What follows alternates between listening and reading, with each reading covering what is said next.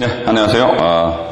지난 시간에 이어서 이번 시간에도 실제 낙찰된 사례를 가지고 주택 임차인에 대한 분석 연습을 한번 해보겠습니다. 이 사건은요, 서울 서부지방법원 1개 사건입니다. 사건 번호가 2005 타경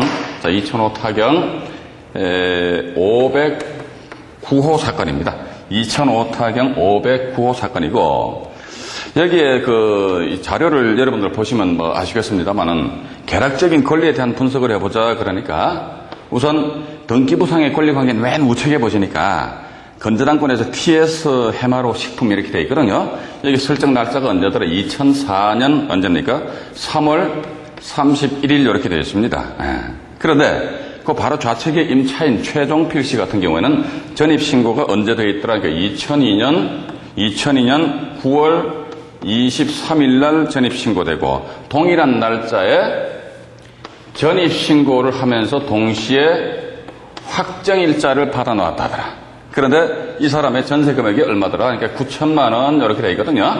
9천만 원 되어 있는데 이 사건에 있어서 말소기준권리는 2004년 3월 31일자 1순위 저당권 이것이 말소기준권리가 됩니다. 그런데 이 사건을 보시니까 등기부상의 권리관계는 맨 우측이란 말이죠. 맨 우측에 보시니까 저당권 이후에 마포구청에서 압류, 구청이니까 아마 이거 지방세가 체납된 것 같습니다. 그러니까 압류가 되고 그 이후에 강제되는데 강제경매 신청을 했거든요. 누가 강제경매 신청했더라? 그러니까 이 양반이 직접 강제경매 신청했습니다. 주택이라서, 이 다세대 주택이라서 강제경매 신청을 했는데 누가 임차인이 본인이 직접 강제경매 신청하였다더라. 그런데 이런 이제 저는 이제 이 사례를 여러분들한테 말씀드리면서 또 이런 말씀 드리고 싶어요. 뭐냐면은 경매 정보지를 보심에 있어가지고 과연 이것이 누가 속된 표현으로 누가 찍을 것인가? 이게 이 물건은 과연 누가 누구 것이냐 말이지. 여기에 대한 판단 내지 분석도 필요하지 않을까 하는 그런 생각이 듭니다. 나아가서 제가 강의 중간중간에 이런 말씀 드렸는지 모르겠는데 역경매의 대상이 될 수도 있거든요. 자, 역경매 대상은 뭐다? 그러니까 임차인 네가 경매 신청했다 이거지. 네가 경매 신청했는데 이걸 네가 들어가서 직접 낙찰 받아버려라. 자, 이래가지고 임차인과 어떤 컨설팅을 하게 된다면은 이런 경우에는 실제 현업에서 부동산 중개업 등을 하시는 분들 입장에서는 물론 이제 일반 투자자 입장에서 재테크 컨설팅 차원에서 해줄 수도 있겠지만은 이런 물건 같은 경우 뭐다? 역경매 대상으로서 임차인이 경매 신청했다. 그러니까 한마디로 임차인이 북치고 장구치고 다 하는 그런 물건이란 말이죠. 이 상태에서 임차인 본인이 낙찰 받는 게 좋지 않느냐 해가지고 경매가 진행 난 맨 중간쯤 보시니까 2005년 6월 23일자로 해가지고 얼마에 9천만 원에 누가 이 양반이 직접 낙찰 받아버렸습니다. 자, 임차인 본인이 언제 2005년 6월 23일자에서 9천만 원의 낙찰을 받았더라 이렇게 됩니다. 그러면 이 임차인이 말이죠.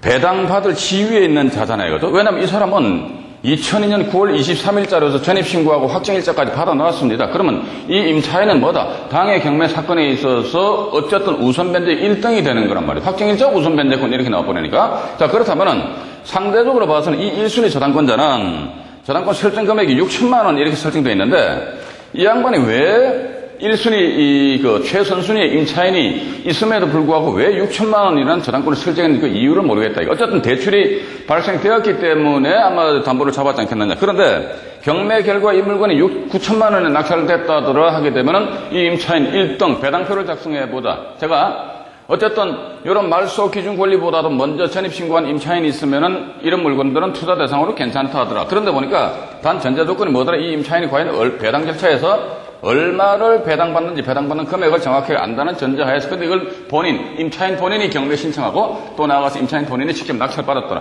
9천만 원에 만약에 배당할 금액이다 하게 되면 1순위 누구? 임차인 9천만 원 땡 것입니다. 그러면은 비록 저당권 물건임에도 불구하고 한 푼도 배당이 안 주어진다더라. 이렇게 여러분들이 좀 이해를 하시기 바랍니다. 이런 물건도 제가 보는 관점에 있어서는 1차 감정 가격이 8,800으로 나와 있거든요. 8,800이 나오는데 여기에서 9천만 원에 어쨌든 취득을 하였다더라. 그러면 우리는 이렇게 봐야 됩니다. 경매 정보지상에 이거 봐라. 8,800짜리 이 바보 하나 이 사람 9천만 원을 왜 치러가느냐 라고 우리가 단순하게 생각을 해서는 조금 무리가 있지 않겠느냐 그런 생각이 듭니다. 그럼 어떡하지? 8,800인데 9천 썼다는 것은 상대적으로 이 가격에 평가를 함에 있어 가지고 평가상에 조금 문제가 좀 있을 수도 있지 않느냐. 그러니까 소위 경매 정보지를 보시면 있어 가지고 감정평가서상의 평가 금액이 있지 않습니까? 평가 금액 요거 절대로 여러분들 어떻게 맹신하시면 이게 안 됩니다. 단지 여러분들은 경매 투자를 하심에 있어 가지고 이 물건 어디 마포구 연남동에 소재하는 다세대인데 몇 년도 지어졌지 그러니까 면적란에 보시니까 5층 해가지고 2002년도 8월달에 보존 등기돼 있거든요. 그러면 한 3년 차 정도 됐구나. 그런데 이 물건이 1차 감정가 8,800이 나왔는데 요거를 맹신하지 마시고 이런 물건에 만약 여러분들 입찰 참여하신다고 그럼 저는 그렇게 봅니다. 다세대 주택, 특히 다세대 주택 같은 경우에서 가지고는 다세대 주택이더라 했을 경우는 특히 뭐다 이게 감정 금액을 여러분들 결코 이거 맹신해서는 안 된다. 그럼 어떻게 해야 됩니까? 필드에 직접 나가셔야 된단 말이지. 필드에 나가셔서 현장 임장 활동을 해본 결과 보니까 이게 8,800은 뭐다? 상대적으로 상당히 저가 평가되었다더라 이랬을 경우는 야, 난 경매 공부 열심히 했다 이거지. 내가 한번 일을 저질러 봐야겠다 이거지. 그럼 어떻게 이런 물건을 투자 대상으로 삼으셔도 괜찮을 것 같다. 자, 예를 들어 가지고 이런 물건에 이 물건은 임차인 본인이 직접 들어가서 낙찰을 받았지 않습니까? 임차인 본인이 들어가서 낙찰을 받았는데 그런데 상대적으로 뭐다? 내가 이걸 투자 대상으로 삼고 싶다. 그럼 여기다 플러스 알파에 꼬리를 조금만 더 달면 된다더라. 그럼 9천만 원. 이 경우는 임차인이 본인이 들어간다면 9천만 원 이상 가격을 제시를 할 수가 없습니다. 그래서 여기서 내가 현장 조사를 해보니까 이 8,800만 원 이상의 어떤 특히 이제 2002년도 8월 달에 분양을 하겠다더라 하게 되면 분양 가격이 나올 거 아닙니까? 또 우리가 이렇게 이제 생각을 해볼 수 있어요. 전세 금액이 9천만 원인데, 전세가가 9천만 원인데 어떻게 경매 감정가가 8,800이 나오느냐? 이런 식으로 여러분들 한번 생각을 해보실 필요도 없지 않아 있지 않느냐? 저는 그렇게 봅니다. 자, 그 전세가 9천이다 그러면 최소한도 이게 1차 감정 가격이 안만 못 나와도 어떻게 1억 한 3천 이상은 나와야지만 되는 그런 장사란 말이죠. 현장 조사해 보니까 한 이 정도의 3년 전에 분양 가격이 이 정도 형성되어 있고 현재 전세 시세가 한 9천만 원 선에서 만약에 형성되어 있다 그러면은 이 물건에 대해서 한 9,100만 원 선에서 낙찰을 받아버리자 이거죠. 낙찰을 받고 나서 어쨌든 이 임차인에 대한 9천만 원 이 부분만 확보를 해준다면은 나중에 결과론적으로 항상 여러분들 이걸 염두에 두셔야 됩니다. 경매 정보지를 보시면 있어 가지고 아이고 저 낙찰자한테 대항할 수 없는 임차인이네. 쟤는 뭐 나와 관계가 없어. 이렇게 그냥 여러분들이 그냥 생각하시면 안 된다. 나와 관계는 없을지는 몰라도 쟤를 쫓아낼 때 과연 어떻게 쉽게 쫓아낼 것인가 아니면 아이고 참 고개를 절레절레 흔들면서 쫓아낼 것인가 이런 명도 부분에 대해서 여러분들이 한 번 정도는 짚고 넘어가셔야 된다는 것입니다. 자, 그런 측면에서 여러분들이 한번 생각을 해보시기 바랍니다. 어쨌든 전세가가 1억 9천인데 감정 가격이 전세가 9천만 원인데 감정 가격이 8,800만 원이다. 왜 그러니까 이런 경우는 임장 활동을 통하시다 보면은 나름대로 가격에 대한 판단이 서실 것이다. 저는 그렇게 보고 있고요. 또 하나 등기부상의 권리관계란 맨 우측에 자료에 보시면 말이죠. 강제 최종필 해놓고 청구액 9천만 원 밑에 나와 있잖아요. 그죠? 그리고 나서 바로 밑에 보시니까 법원 목록상에 선순위 저당권이 언제 2002년 9월 23일 이렇게 되어 있거든요. 자, 선순위 저당권이 2002년 9월 23일 되어 있는데 제가 이 물건에 대한 등기부등본을 확인해 보니까 선순위 저당권이 2002년 9월 23일자는 없습니다. 그러니까 경매 정보지상에 9월 23일자에 저당권이 설정되었다. 예를 들자면 이렇게 봅니다. 자, 진정 이 부동산상에 등기부등본상에 보니까 언제 2002년 9월 23일자로 해가지고 선순위 저당권이 있다라고 이게 경매 정보지상에 표시되어 있거든요. 자, 그런데 이 임차인 최종필 씨의 전입 날짜가 언제다니까? 2002년 언제입니까? 9월 23일이죠. 자, 그러면 이 날짜에 저당권 설정되고 이 날짜에 이 양반이 전입 신고를 하였다더라. 그러면은 이 저당권자가 만약에 경매 신청한다면은 이때는 임차인의 대항력은 언제, 그러니까 우리 공부했습니다. 대항력은 언제다니까 전입신고한 그 다음 날이니까 2002년 언제입니까? 9월 24일 몇 시? 오전 0시 이렇게 되잖아요. 그죠? 이 양반의 확정일자도 언제 받았더라니까? 요 2002년 9월 23일자 전입신고 하면서 확정일자를 동시에 받았어요. 그렇다 손치더라도 확정일자에 의한 우선 면접 역시 마찬가지 대항력을 전제하기 때문에 2002년 9월 24일 그 이길 날 오전 0시다. 근데 저와 말소기준 권리인 저당권은 언제지? 그러니까 2002년 언제? 9월 23일 날 9월 23일 날 저당권을 설정했다. 그럼 이 날짜로 해서 우선 면접권이 발생되네. 그러면 이 사안 같은 경우에 낙찰자는 임차인을 인수해야 되느냐? 그러니까 말소기준 권리 대 임차인의 대항력 발생 시기를 따져보니까 요게 빠르잖아요. 그죠? 그렇다면 이 임차인은 낙찰자한테 대항을 하지는 못합니다. 그런데 간혹가다 이제 경매정보지 등을 보시게 되면 말이죠. 이렇듯이 실제 공부상에 표시된 내용하고 약간의 차이가 나는 그런 경우가 없지 않아 있습니다. 특히 어떤 경우 다세대 주택 같은 경우에서 말이죠. 다세대 주택 같은 경우에 토지에 대한 별도 등기가 있다. 이런 식으로 또 표시가 되어 있거든요. 자, 토지에 대한 별도 등기 있다. 이랬을 경우는 우리는 답은 딱 간단합니다. 하나입니다. 확인할 수 있는 방법은 뭐다? 이게 공적 장부인 부동산 등기부 등본. 그것도 토지 별도 등기가 있으니까 토지에 대한 등기부 등본을 우리가 재차 확인해 보는 수밖에 달리 방법이 없습니다. 근데 다세대 주택이 경매 신청 나오는데 토지 별도 등기 있어 해가지고요. 토지 등기부 등본을 제가 발급받아 보게 되면은 거의가 토지상의 하자는 거의 없습니다. 따라서 토지 별도 등기 있다 이랬을 경우는 뭐에 의해서 토지 부동산 등기부 등본에 의해 가지고 권리 관계를 여러분들이 분석을 하자. 그렇게 여러분들 좀 이해를 하시기 바라고. 어쨌든 이런 물건도 제가 볼 적에는 초보자 입장에서는 투자하심에 있어 가지고 정확한 부동산 가치입니다. 부동산 가치 분석만 뒤따른다면 이런 물건도 투자 대상으로서 결코 나쁜 건 결코 아니다. 라는 그런 말씀을 드리고 싶습니다. 자, 이번 사건은 동부 5개 사건입니다. 오늘 이건 제가 오전에 직접 동부지방법원 가가지고요. 물건을 목격을 했습니다. 낙찰된 물건을. 보시니까 서울입니다. 서울 동부지방법원 5개 2005 타경 1869호 사건입니다. 이것도 보시니까 항상 권리 분석을 해보자 이렇게 나와 있잖아요. 그러면 등기부상의 권리 관계는 해가지고 선을 하나 쭉 그어가지고 말소기준 권리를 찾자. 이 사건에 있어서 말소기준 권리는 어떤 겁니까? 보니까 가압류국민은행 언제입니까? 2004년 언제? 요건 가압류가 말소기준 권리네요. 그죠? 2004년 언제입니까? 5월 12일 날 해서 가압류가 설정되어 있단 말이죠. 그런데 이 사건에 있어서 임차 내역란을 보시니까 임차인 천경웅 씨 하니까 전입 날짜 언제? 우리 투자자 입장에서는 말소기준 권리보다 임차인들 먼저 전입신고해 됐으면 좋아요, 이게. 언제니까 2003년 권리 분석 아주 간단합니다.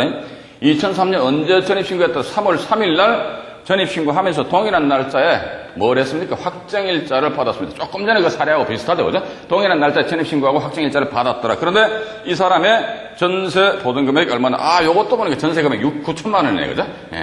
9천만 원 돼 있고, 요 상태에서 누가 경매 신청했느냐? 그러니까, 이것도 보니까 임차인이 등기부상 권리관계는 맨 우측에 가압류 밑에 보시니까 임차인이 뭐를 강제경매 신청을 하였다더라. 이 나왔습니다. 임차인이 강제경매 신청을 하였고 그 뒤에 또 임차인 이 사람이 아마 또 임차권 등기까지 했다더라. 그런데 어쨌든 이 사건에 있어서 강제경매 신청하였다더라 이런다 보니까 말소기준 권리를 찾자 이게. 이 가압류가 말소기준 권리잖아. 말소기준 권리 4가지 건전한권, 가압류 등기, 담보가 등기, 강제경매 기입 등기 이 4가지 권리 중에서 제일 먼저 부동산 등기부상에 설정된 권리가 당해경매 사건의 말소기준 권리다라는 그런 말씀을 제가 수없이 드렸습니다. 그러면 이 사건에 있어서 말소기준 권리가 어떤 거지? 이것이 가압류가 말소기준 권리다. 이거보다 임차인 먼저 전입신고되어 있으니까 그럼 이 물건에 대한 최저 투입 금액은 얼마? 딱 나와야 됩니다. 최저 투입 금액은 이 임차인 이 9천만 원 있잖아요. 그죠? 요거에다가 플러스, 뭐가 또 들어간다? 플러스 경매 비용. 요것이, 요 당의 경매 사건에 있어서 1차적인 투입 금액이 됩니다. 1차적인 투입 금액. 예를 들자면은 경매 비용이 한 300만 원 정도, 경매 비용도 사실 어떻게 보면 제가, 객관적으로 봤을 때 좀 비쌉니다. 왜냐면 법원 경매도 일반 중개나 거의 마찬가지인데 일반 중개 수수료 대비해가지고 법원 경매 비용 좀 비싸요. 근데 뭐 어쩔 수 없고. 자, 어쨌든 경매 비용이 만약에 300만 원이다. 그럼 예를 들어가지고 이 물건에 있어서 왜 투입 원가가 9,300이 된단 말이죠. 왜 전체 1차적인 투입 원가가 1차적인 투입 원가입니다. 9,300이냐. 그러니까 그럼 예를 들어가지고 이 물건에 대해서 5천만 원에 누가 낙찰 받는다고 치자 이거죠. 5천만 원 낙찰 받는다 그러면은 1차적으로 이 5천만 원에 대해서 배분을 할 경우는 법원에서는 1차적으로 경매 비용을 제해버립니다. 경매 비용 한 300이다 그러면 얼마? 4,700만 원이 잔여 금액이 되잖아요. 그죠? 그럼 이 4,700만 원 누가 이걸 이제 소위 임차인 누굽니까? 천기용 씨란 말이죠. 이 사람은 어쨌든 2003년 3월 3일부로 전입신고했고 확정일자 받았더라. 그럼 이 사람의 대항력은 언제? 2003년 3월 4일 오전 0시니까 확정일자 역시 마찬가지 그 이 길인 3월 4일 오전 0시가 된다더라. 이러다 보니까 1순위를 해가지고 이 사람은 임차인은 1순위를 해서 4,700만 원 전액을 다 배당을 받고 그런데 이 사람의 전세 금액이 얼마다 이게? 9천만 원이잖아요. 그 나머지 배당 절차에서 배당 받지 못한 잔여 금액 하니까 얼마입니까? 5,300인가요? 5,300은 낙찰자가 인수를 해야 된다더라. 4,300인가? 예. 자, 4,300을 인수한다. 그러니까 본인이 쓴 금액이 얼마? 5천만 원이죠? 여기다 4,300 인수하는 거죠? 요 인수하는 금액 포함하니까 합이 얼마더라? 이게 9,300이 나온다더라. 이렇게 여러분들 보셔야 된단 말이죠. 어쨌든 대항력 있는 임차인들에 대한 보증금액은 낙찰자가 인수를 해야 되기 때문에 이 임차인의 보증금 플러스 경매비용. 경매비용은 한 200 내지 한 300 정도 여러분들이 추정을 하시면 됩니다. 근데 저는 이 물건을 딱 보면서 이게 실제 투자자 관점에서 들어간다 보면 한 9,400 정도 쓰게 되면은 낙찰을 받겠다라는 그런 식으로 나름대로 제가 예측을 했습니다. 예측을 하고 옆에 계신 분하고 나름대로 이게 예상 낙찰 금액에 대해서 맞추기로 했어요. 그래가지고 점심 때 밥 한 그릇 사기로 했는데 제가 밥을 한 그릇 얻어먹었습니다. 왜 9,400이냐 이게 이건 답이 9,400 정도 쓰면은 왜 9,400이냐? 그러니까 이 물건은 뭐다? 임차인 입장에서 바라보자는 겁니다. 임차인 입장에서 자기 보증금 얼마입니까? 9천만 원이죠, 그죠? 예? 그 다음에 경매 비용 약 한 300만 원 정도 플러스를 하게 되니까 합이 얼마다? 이게 9,300이더라. 요건 임차인이든 아니면 제3자이든 간에 있어가지고 이 물건에 대해서 입찰 참여한다 했을 경우는 9,300만 원 이상 쓰면 이 사람은 바보다 이거죠. 그런데 이 물건에 눈독 들인 사람이 투자자 입장에서 9,300으로 가격 제시한다. 그럼 나에게 조금 더 100만 원 더 얹어가 9,400 정도 쓰면은 상대적으로 1등과 2등 간의 가격 차이가 한 100만 원 정도라면 이게 상당히 괜찮은 그런 투자 패턴이란 말이죠. 그러니까 9,300, 왜 9,300이냐? 그냥 조금 전에 말씀드렸습니다만은 경매 비용 300 제하고 나머지 9천만 원 이것은 어떻게 된다더라? 임차인이 배당을 받아가면 되기 때문에 이런 경우 뭐다? 명도하는데 신경 쓸 필요가 있다 없다? 명도하는데 신경 쓸 필요가 없죠. 왜냐? 가만히 앉아있어도 임차인 입장에선 이 금액을 받으려면 어떻게? 낙찰자한테 전화가 올 것이고 이런 측면에서 여러분들이 나름대로 분석을 해보시다 보면은 제가 지금까지 실제 낙찰 사례 해가지고 한 몇 가지 정도 여러분들한테 소개를 시켜드렸는데 보니까 이게 우연의 일치인지는 모르겠지만 어쨌든 전부 다 말소기준 권리보다 전부 다 임차인들 먼저 전입신고되어 있거든요. 자, 오히려 전입신고 때 먼저 대항력을 갖춘 그런 임차인이 있다 하더라. 이랬을 경우 그런 물건에 대한 어떤 분석이랄까 오히려 낙찰자에게 대항할 수 없는 임차인보다는 낙찰자한테 대항할 수 있는 임차인들이 오히려 더 투자 대상으로 좋지 않을까. 그럼 이렇듯이 제가 이 칠판에서는 9,300이다, 9,400이다 이것은 가격에 대한 결정인데 여기는 최종적인 가격 결정은 어디? 이거 그렇습니다. 내가 암만 부동산 도사 아니라 전문가 할아버지일지라도 부동산은 각각 개별성 다 틀려. 똑같은 부동산은 하나도 없습니다. 이러다 보니까 현장은 필수적으로 여러분들이 답사를 하셔야 됩니다. 하시는데 여기서 정확한 부동산 어떤 가치에 대한 평가 내지 분석은 어디에 가서 이 양반들한테 가가지고 나름대로 어떤 정확한 가격, 시세, 조사, 분석, 가치입니다, 가치. 가치에 대한 분석을 해가지고, 내가 가치 분석해보니까 한 1억 정도 써도 되겠더라 하면 1억 정도 써버린다는 거죠. 그렇게 여러분들이 이해하시면서 잠깐 다시 이쪽으로 오셔가지고, 제가 조금 전에 이 9,300만 원 뭐다 이게 1차적인 투입 비용이다 그런 말씀 드렸거든요. 자 그러면은 여기에서 또 2차적인 투입 비용은 뭐냐? 그러니까 경매 비용 300만 원인데 일단 9,300 정도 썬다더라. 그럼 9,300 여기다가 취득세 2%, 등록세 2% 세금을 내야 될 거 아닙니까? 그죠? 세금을 내니까 세금을 낸 이 부분이 어떻게 보면 이제 2차적인 전체 투입 금액이 되는 것이고, 여기다 또 굳이 이제 표현을 하자면 3차적인 어떤 투입 비용은 뭐다? 그러니까 이 임차인들 예를 들어가지고 낙찰자한테 대항할 수 있다. 그 사람 쫓아낼 적에 이사비용 들어가잖아요. 그죠? 근데 요 상황 같은 경우 이사비용이 필요가 없어. 그럼 이걸 어떻게 내가 전세를 놓고 나면 다시 재임대를 놓는다 하게 되면 그 주택에 대한 수리비 있잖아요. 수리비. 요 수리비 요거 포함한 것이 3차적인 투입 비용이다. 여러분들 그렇게 보셔야 됩니다. 그러니까 입찰가를 결정하심에 있어 가지고요. 세금 생각 안 하고 임차인에 대한 명도 비용 생각 안 하고 수리 비용 생각 안 하고 그냥만 무조건 가격 내지를 버리면 그 실패한 경매 투자가 될 확률이 상대적으로 상당히 높아요. 그렇기 때문에 1차적인 투입 비용, 그다음 2차적인 뭐지? 재세금, 취득세, 등록세 각각 2%, 뭐에 2%? 내가 쓴 금액이 2%, 그 다음에 이제 3차적인 비용 하니까 그 물건 자체는 수리 비용도 되지만 아파트 등 집합 건물 있지 않습니까? 이런 경우에 있어가지고는 전 사용자가 체납한 전기세, 수도세, 도시가스세 해가지고 관리비, 체납 관리비 있습니다. 체납 관리비, 체납 관리비 이런 부분도 여러분들이 그 전체 투입 금액을 산정하심에 있어 가지고 생각을 해 놓으셔야 된다는 거, 그렇게 여러분들이 좀 이해를 하시고. 자, 이번 시간에는 그 낙찰 사례 두 가지를 말씀을 드렸습니다. 어쨌든 보시니까 지금 제가 이 사안도 말씀드렸습니다만 이 물건이 진정 투자에 따른 가치가 있다. 항상 가치입니다. 가치. 가격으로 들어가면 안 돼요. 투자에 따른 가치가 있다더라 라는 그런 판단을 쓰게 되면은 이게 저 칠판에 9,300이나 9,400이나 했는데 거기에 연연하지 마시고 1억이면 1억 써버리자 이게. 왜? 그만큼 투자에 따른 가치가 있기 때문에. 단 뭐다 이게. 1차적, 2차적, 3차적 비용 이런 측면에서 여러분들이 생각 계산을 하시고 나서 응찰가, 입찰 가격을 결정하시기 바랍니다. 자, 다음 시간에는 이제 자료 4번에 보시니까 배당연습 나와 있거든요. 배당연습인데 여기는 지금까지는 제가 다세대 주택의 낙찰 사례만 말씀드렸고, 4번 배당연습에 보면 이제, 거기가 다 다가구 주택입니다. 다가구 주택에 임차인들은 6명, 7명 막 줄줄이 삼상식으로 쫙 나와 있단 말이죠. 이 임차인에 대한 어떻게 접근할 것인가. 그 접근 방법 뭐다? 제가 볼 때는 배당표 작성하는 것이 하나의 접근 방법이 되지 않을까. 그런 생각 가지고, 다음 시간에는 4번 배당연습 이하 말씀을 드리겠습니다. 감사합니다.